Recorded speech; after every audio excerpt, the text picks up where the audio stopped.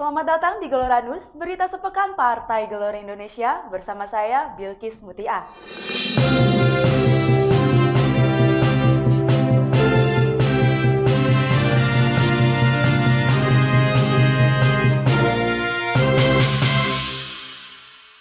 Berita pertama, Partai Gelombang Rakyat Indonesia menargetkan elektabilitasnya sebesar 4% saat verifikasi pendaftaran partai politik peserta pemilu 2024 ke KPU pada pertengahan 2022 mendatang.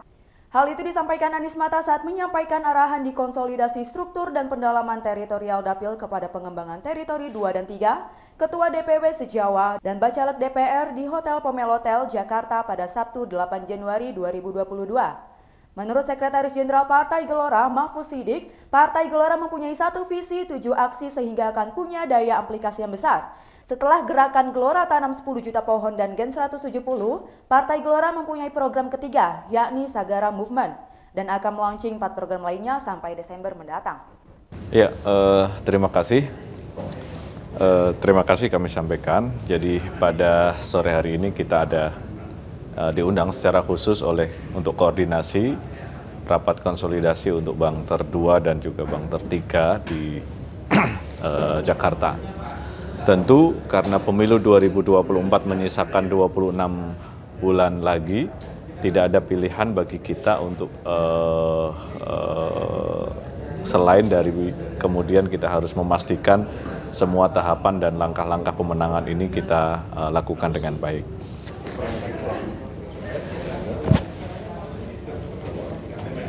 Alhamdulillah, Jawa Timur menghadapi pemilu 2024, kita sudah menyiapkan beberapa instrumen pemenangan, diantaranya adalah struktur, kemudian kader, dan juga jaringan.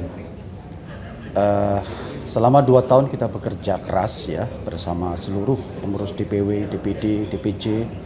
Alhamdulillah kita mampu mencapai ekspektasi, mampu membentuk kepengurusan mulai dari tingkat provinsi, kemudian daerah, bahkan di tingkat ranting. Bismillahirrahmanirrahim. Saya Haris Yuliana, Ketua DPW Gelora Indonesia Jawa Barat. Ya.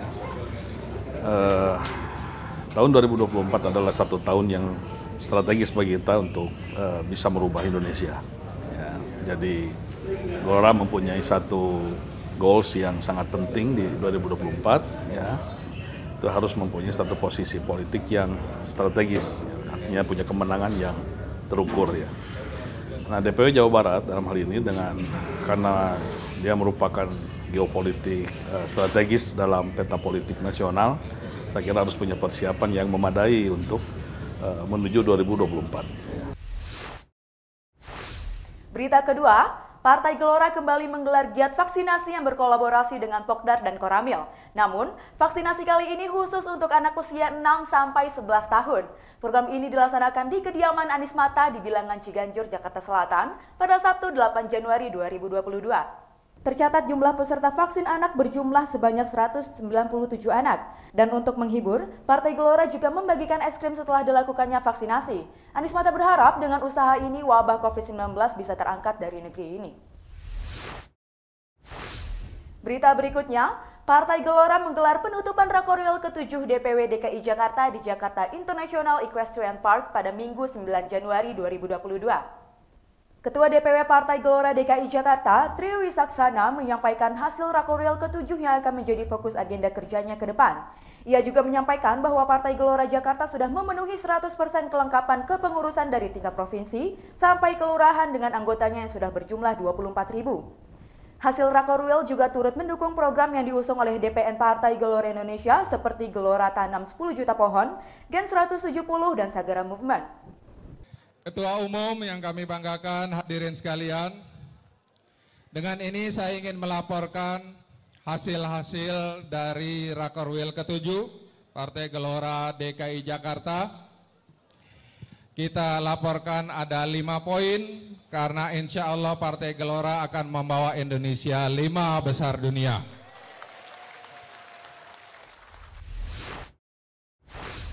Berita terakhir, Bersamaan dengan penutupan Rakorwil ke-7 DPW DKI Jakarta, Partai Gelora juga menggelar launching Sagara Movement. Sagara Movement merupakan program ketiga dari program 1 Visi 7 Aksi Partai Gelora. Anies Mata menegaskan, Sagara Movement di-launching dalam rangka untuk membangun ekosistem yang kondusif bagi perkembangan ekonomi kreatif. Dalam kesempatan tersebut, Deddy Mizwar, Ketua Bidang Seni dan Budaya DPN Partai Gelora Indonesia, juga mengumumkan pemenang dari 104 karya dari kompetisi Sagara Film Festival yang sudah berjalan dari bulan November 2021 lalu. Film juga bisa digunakan sebagai diplomasi kebudayaan.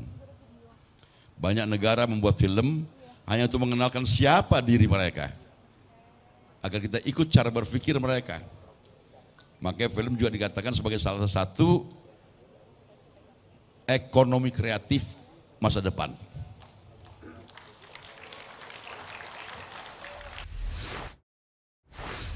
Sekian Gelora sepekan ini, saya Bilkis Mutiah pamit undur diri. Saksikan Gelora News setiap Sabtu pukul 7 pagi hanya di Gelora TV. Selamat berakhir pekan.